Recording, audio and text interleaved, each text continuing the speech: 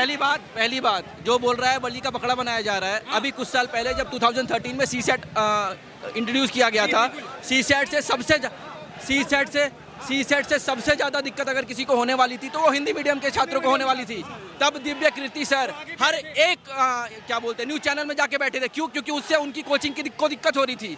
आज उनको कोचिंग को कोई दिक्कत नहीं हो रही है, तो वो क्या कह रहे हैं, 4 दिन से बच्चे बैठे हैं तो वो क्या इनको ढंग से मरम्मत कराए। और तीसरी बात जो एमसीडी है वो तो सबसे बड़ी रिस्पॉन्सिबिलिटी, सबसे बड़ी अकाउंटेबिलिटी उसको जाता है कि वो सबसे ज़्यादा आके कंपनसेट करे और इस चीज़ पे दावा करे कि जितने भी कोचिंग इंस्टीट्यूट्स या लाइब्रेरीज यहाँ पे हैं अब आज के बाद फ्यूचर में कभी भी नहीं चलेंगी, ठीक है। और हमारा गवर्नमेंट से भी हमारा ये अपील है कि हम स्टूडेंट्स की, या हम लोग कोई डीयू जेएनयू के स्टूडेंट्स नहीं हैं। नो भाई धरना देंगे, आपको पढ़ना भी है, एग्जाम सितंबर में एग्जाम है आपके, सितंबर में।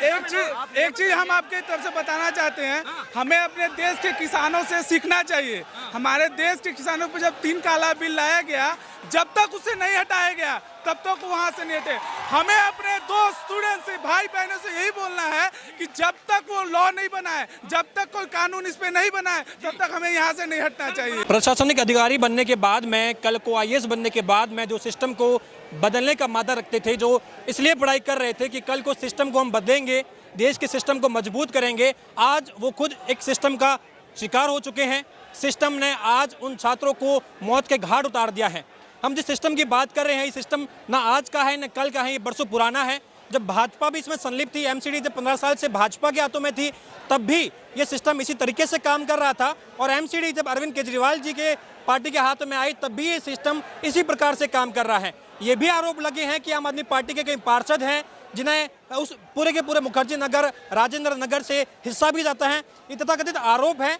अब हम बात करते हैं, आप देख सकते हैं यहाँ पर जो छात्रों का यहाँ पर जो रोष देखने को मिल रहा है वो इतना भयंकर है, वाकई में आवाज़ उठा रहे हैं। सर, ये जो दुखद घटना घटी है उसके बाद अचानक से हम देख रहे हैं कि कई लोगों की आंखें खुल गई हैं, मीडिया भी आ रहा है, आप लोग भी जो सिस्टम का शिकार दिन ब दिन होते रहे थे, आपको भी ये तब समझ में आया जब आप एक तरीके से मृत्यु हो गई। इससे पहले आप लोग भी इस सिस्टम का हिस्सा थे, आप लोगों को भी दिख रहा था कि बेसमेंट में वहाँ पर काम चल रहा है, बेसमेंट में वहाँ पर कोचिंग चल रही है, तब आप लोगों ने आवाज़ नहीं उठाई। जब शिकार हो गए तब आप लोग भी आवाज़ उठा रहे हैं। लग रहा है ये गलती सबकी है। ये देखिए, सबसे पहले हम आप सभी मीडिया पर्सन्स को हम थैंक्स कहना चाहेंगे कि आप लोगों की बदौलत ये हमारी मूवमेंट पूरे भारत देश में फैली हुई है। दूसरी बात, हम अपने स्टूडेंट्स के बारे में कहना चाहेंगे कि वो राउस आईएएस का बिल्डिंग आगे की मॉडिफिकेशन शीशे से बनी है। 4 दिन से प्रोटेस्ट चल रही है और पूरा का पूरा वारंट जाम है, भीड़ है, सिर्फ स्टूडेंट्स है, लेकिन एक खरोच इंस्टीट्यूट को नहीं आई है। अब इससे बड़ी सहनशीलता हम स्टूडेंट्स में नहीं हो सकती है। और लोग गुमराह करने के लिए क्या बता रहे हैं कि हम स्टूडेंट्स इस तरीके से डिमांड कर रहे हैं, उस तरीके से डिमांड कर रहे हैं। क्या हम स्टूडेंट्स पागल है? नहीं, हम लोग यूपीएससी एस्पायरेंट है। यहाँ जितने भी स्टूडेंट्स, लड़का हो लड़की हो, आप उससे बात करके देखो, यूपीएससी सिलेबस से कहीं से भी क्वेश्चन पूछो, वे आपको जवाब देंगे।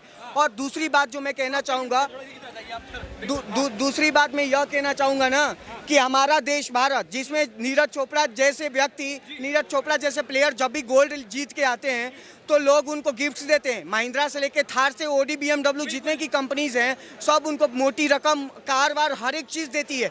तो मुझे उन गिफ्ट से कोई प्रॉब्लम नहीं है, लेकिन मैं उन सब से, उन जितने भी गिफ्ट्स दिए हैं सबसे पूछना चाहता हूँ कि यहाँ स्टूडेंट्स डिसीज हो गए हैं। क्या आपके पास इतनी अकल नहीं है कि यहाँ पे आकर असली कंट्रीब्यूशन तो यही होगी ना, असली कंट्रीब्यूशन ये होगी या नहीं? बात आ रही है, इस पर भी कहा जा रहा है कि सरकार 10 लाख की बात कर रही है। कोई और डिमांड भी है क्या आपकी? जी नहीं, हमारी डिमांड्स बहुत लिमिटेड है। सबसे पहली डिमांड कि जितने भी डिसीज्ड बच्चे हैं उनको कंपनसेशन, और सेकंड डिमांड ये है ना कि हमारे फ्यूचर में इस तरह की घटनाएं ना हो, उसके लिए इलेक्ट्रिसिटी, और दूसरा ये जो इंफ्रास्ट्रक्चर है, रोड वगैरह है, इनको ढंग से मरम्मत कराए। और तीसरी बात जो एमसीडी है वो तो सबसे बड़ी रिस्पॉन्सिबिलिटी, सबसे बड़ी अकाउंटेबिलिटी उसको जाता है कि वो सबसे ज़्यादा आके कंपनसेट करे और इस चीज़ पे दावा करे कि जितने भी कोचिंग इंस्टीट्यूट्स या लाइब्रेरीज यहाँ पे हैं अब आज के बाद फ्यूचर में कभी भी नहीं चलेंगी, ठीक है। और हमारा गवर्नमेंट से भी हमारा ये अपील है कि हम स्टूडेंट्स की, या हम लोग कोई डीयू जेएनयू के स्टूडेंट्स नहीं हैं। नो भाई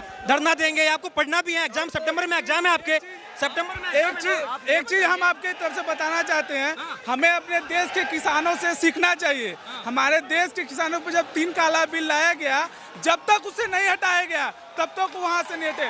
हमें अपने दोस्त स्टूडेंट से, भाई बहनों से यही बोलना है कि जब तक वो लॉ नहीं बना है, जब तक कोई कानून इस पे नहीं बना है, तब तक हमें यहाँ से नहीं हटना चाहिए। सवाल ये है कि जितने भी हमने देखे हैं कोचिंग संस्थान के जितने भी बड़े चेहरे हैं जो पढ़ाते हैं, आपके टीचर जो हैं बड़े फेमस भी हैं, सोशल मीडिया पर बड़े फेमस होते हैं, क्या उन्होंने कोई संज्ञान लिया? ये घटना घटने के तुरंत बाद कोई सामने आया, कोई हेल्प मिल रही है क्या? देखिए बहुत सारे स्टडी IQ टीचर हैं, इनसाइट के टीचर हैं।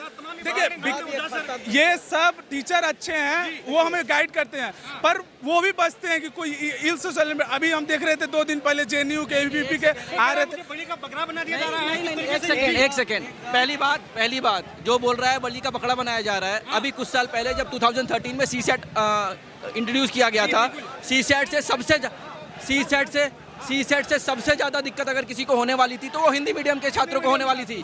तब दिव्य कीर्ति सर हर एक क्या बोलते हैं न्यूज़ चैनल में जाके बैठे थे। क्यों? क्योंकि उससे उनकी कोचिंग की दिक्कत हो रही थी। आज उनको कोचिंग को कोई दिक्कत नहीं हो रही है, तो वो क्या कह रहे हैं, 4 दिन से बच्चे बैठे हैं तो वो क्या